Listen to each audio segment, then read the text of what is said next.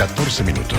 8:14 minutos. ADN. Queremos ahondar en la crisis en la llamada macrozona sur desde un punto de vista más amplio, con una mirada un poquito más larga también, porque esta designación que estamos comentando ahí con Rodrigo Aguilera aparece como tan coyuntural, tan vinculada a un segmento muy menor de todo el conflicto en su generalidad, ¿no? Porque la figura que se está mencionando tiene un carácter de miembro de equipo de interior, vinculado al tema de seguridad. No aparece, al menos en lo visible, una dimensión más cultural, por ejemplo, o más política. Tenemos en la línea al historiador, doctor en historia e investigador del Centro de Estudios Interculturales e Indígenas, Fernando Pairicán. ¿Qué tal, profesor Pairicán? Buenos días. Buenos días, muy bien. ¿Y ustedes cómo están? Muy bien, gracias por atender nuestra llamada. Y primero nos interesa su punto de vista respecto de este tipo de anuncios, por lo que recién acabo de comentar. ¿Cómo se inserta en las dimensiones de este conflicto, históricas, largas, interminables, de enormes alcances, esta designación en concreto? ¿O uno lo está viendo muy mezquinamente y esto puede ser bueno porque haya alguien que articule, que coordine ahí?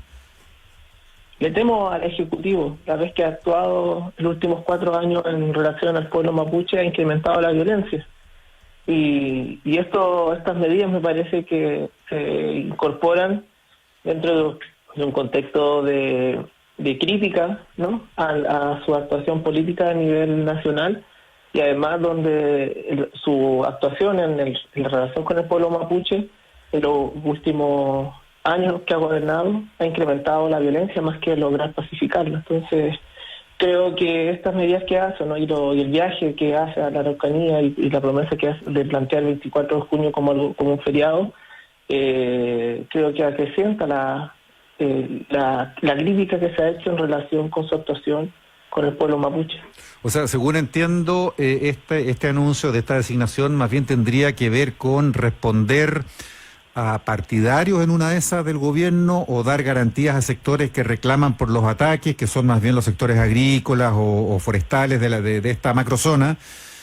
¿Obedecería más a esa lógica que realmente abordar el conflicto en su integralidad? ¿Eso es lo que usted dice? Yo creo que es un gobierno que ya cerró un poco su periodo, y yo creo que uno ya puede empezar a ver evaluaciones sobre su actuación. Y las veces que se ha usado la Araucanía en torno al pueblo mapuche ha terminado por incrementar los hechos de violencia más que pacificarlo o poder incorporarlo dentro de una vía política. Y estas medidas me parece que más que ayudar a dar una solución, creo que generan generan una crítica, ¿no?, una polarización política en la Araucanía. Me parece que sobreusa este gobierno el factor mapuche más que para llegar a un consenso, para polarizar el escenario político. Fernando, usted como investigador y también doctor en historia, bueno, obviamente usted ha seguido el curso de los acontecimientos, por supuesto, desde mucho tiempo, pero sobre todo en época democrática. Los gobiernos anteriores, sin duda que no han sido más eficientes para poder desactivar el conflicto. Ahora, lo que sí uno tiene que, naturalmente, concluir es que el conflicto se ha agudizado a un nivel tal que hoy día tenemos que lamentar, ahora último nomás, la muerte de un carabinero, Eugenio Naín, un joven de 22, 23 años, con 2 hijos, más los casos anteriores, ¿no es cierto?, de personas que han resultado muertas, producto de la situación que se está viviendo en la zona. Entonces, hay una agudización y hay una radicalización del conflicto que resulta muy grave. Entonces, yo le pregunto, ¿cuál es la forma entonces de terminar con esto? ¿No es este el camino, dice usted? Entonces, ¿cuál sería? Yo creo que tiene razón en analizar la situación de violencia que hay. Jorge Pinto, que es uno de los historiadores que mejor ha estudiado la región por lo demás, ha señalado en su último texto que está por publicar, lo llama las 500 años de cosas no resueltas. Y lo que plantea este historiador un poco es que la formación del Estado chileno y un poco la construcción del Estado chileno en la Araucanía desintegró el ser un viejo espacio fronterizo en que persistía una convivencia entre ambas culturas. Yo creo que lo que tú ves acá en la Araucanía en específico es que yo veo dos pueblos que conviven y que se confrontan. Yo plantearía que hay dos araucanías. Está por un lado la araucanía mapuche, en la cual siguen persistiendo las tradiciones, las costumbres, y el Mapuzungún es un lugar donde, es una de las regiones donde el Mapuzungún se usa bastante, ¿no? Y por otro lado está la sociedad no indígena, que no reconoce de la sociedad indígena nada con el que pueda desarrollar una cultura, y si lo hace de una forma discursiva. Y en ese mismo lugar que la Araucanía tiene comunidades como Mayeco, con una conflictividad política, con la idea de autonomía y autodeterminación que ellos han planteado desde muchos años atrás, y al mismo tiempo prisioneros políticos relacionados con la lucha por la autonomía. Entonces conviven, ¿no? Creo que dos pueblos, en el cual cada pueblo tiene sus tradiciones y costumbres, en los que los chilenos no reconocen cosas del pueblo mapuche, y el pueblo mapuche es donde más tú ves una tradición política muy fuerte de la cultura, pero se chocan, ¿no? Y por eso es que a lo mejor es viable ver esta idea que de Fausto Reinaga, un pensador boliviano, plantea para Bolivia, de que a lo mejor en la Araucanía te encuentras con dos Araucanías, ¿no? Una Araucanía propiamente muy mapuche y una Araucanía que no reconoce nada del mundo mapuche, y se confrontan y enfrentan. Ahí la pregunta, por lo que cierro mi intervención para tu pregunta, si hay más, es que cuánto de la chilenidad que vive la Araucanía se reconoce algo del pueblo mapuche con forma de una tradición política. Claro. Creo que en la misma medida que una radicalización del mundo mapuche, también la persona no indígena es muy radical en su postura de no reconocimiento de algo del mundo indígena. Sí, eso lo entiendo como concepto teórico, pero en lo práctico yo quisiera preguntarle, porque usted menciona que hay presos políticos. ¿Quiénes son para usted los presos políticos? Porque hay personas que están detenidas por delitos súper graves, o sea, incluso delitos entre los mismos integrantes del pueblo mapuche, o sea, mapuches matando a otros mapuches. Entonces yo pregunto para usted, digamos, ¿quiénes son los presos políticos que usted señala que están hoy día en las cárceles del país?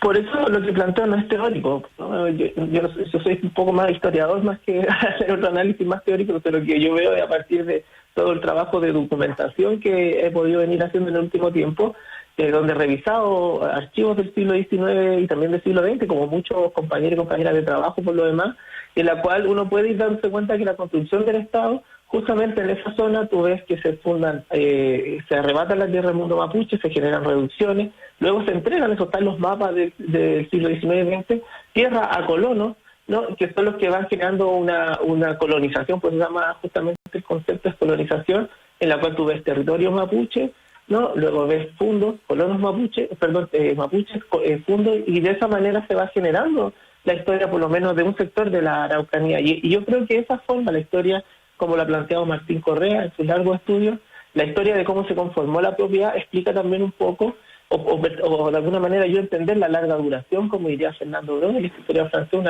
una larga duración para comprender, ¿no?, las raíces actuales de las conflictividades. Entonces, creo que tenemos que ver eso, y eso está en la Comisión de Verdad Histórica y Nuevo Trato por lo demás.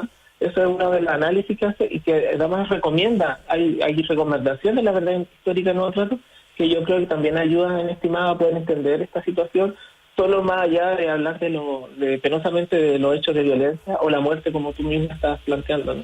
Claro, lo que pasa es que la gente que está viviendo en la zona también está desesperada, entonces, tanto de un lugar como de otro, porque yo creo que esta violencia, por supuesto, no le hace bien a nadie. Entonces, al final, ¿no? Por eso pregunto, si no es este el camino que ha propuesto el gobierno, ¿cuál debiera ser entonces? Y si ningún gobierno ha sido capaz, entonces como que da la sensación de que no hay de que no hay salida. Y al final, perdona, para terminar solamente, sí. Fernando, un cortito, cuando uno ve los ejemplos internacionales de situaciones tan delicadas, ¿no?, de conflictos largos y tremendos, por mencionar uno, Irlanda, al final te tienes que sentar a la mesa igual, los unos, los otros, los más extremos, los menos extremos, todos se tienen que sentar, porque si no, esto no termina nunca. Pero el mundo mapuche está sentado en la mesa. Tengo dos cosas antes que un poco, sí, para conversar contigo. Una, yo no veo una región en que las personas estén desesperadas, ¿no? Por lo menos el análisis hoy día no lo podemos ver de esta forma porque estamos como está con COVID, pero Araucanía es una de las regiones que primero tiene una alta presencia de turismo. Entonces, no veo una población que esté asustada con lo que está sucediendo en la Araucanía. La zona lacustre de la Araucanía es una de las más visitadas por la población chilena, ¿no? Entonces, si hay terrorismo, las personas no tendrían a ir de vacaciones a una zona donde hay tanta conflictividad. Entonces son hechos puntuales que yo creo que no te dan cuenta de la existencia de esos niveles que estás planteando tú.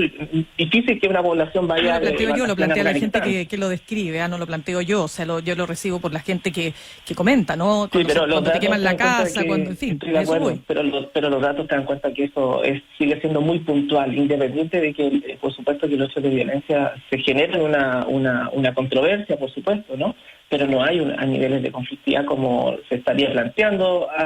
Disculpa que sea tan historiador en eso, ¿no? Pero por lo menos los datos dan cuenta de que las personas siguen yendo, hay confianza en las instituciones, las personas votaron en el plebiscito. Hay muchas variables que explican que bien, si existe violencia, eso no ha generado un nivel un poco de paranosis, ¿no? ¿Y cuál era la segunda pregunta? Disculpa que... No, era Sí. justamente, si no es este el camino, ¿cuál es el camino? No, yo creo que el camino lo mostró el plebiscito, ¿no? La Araucanía se manifestó. Es una de las zonas, ojo, que una de las zonas en que tiende a ganar mucho la derecha chilena, por lo menos en la zona de Araucanía, un sector de Araucanía, ¿no? Y en este sentido no le fue muy bien a la Araucanía en torno al plebiscito, si tomamos cuál era la postura de la derecha del país. Por lo tanto, hay una decisión política de la Araucanía sobre una nueva constitución y sobre el proceso constitucional que está abierto. Conversamos con el historiador, doctor investigador del Centro de Estudios Interculturales e Indígenas, Fernando Pairicán. Fernando, en este escenario, una cosa que no se votó en el plebiscito porque no estaba contemplado era el de los escaños reservados de la Convención Constituyente. Se está normando ahora eso. Esa es una solución. Yo le he leído entrevistas anteriores donde te ha planteado que el tema de reconocimiento constitucional de derecho, por ejemplo, es muy fundamental. Hay quienes dudan de que eso sea algo suficientemente concreto, porque se puede proclamar lo que sea en una constitución y queda escrito, pero si no se aplica es letra muerta. ¿Usted ve que ahí realmente hay una vía? Yo creo que sí. El mundo indígena, por lo menos en América Latina, ha apostado por unas vías políticas.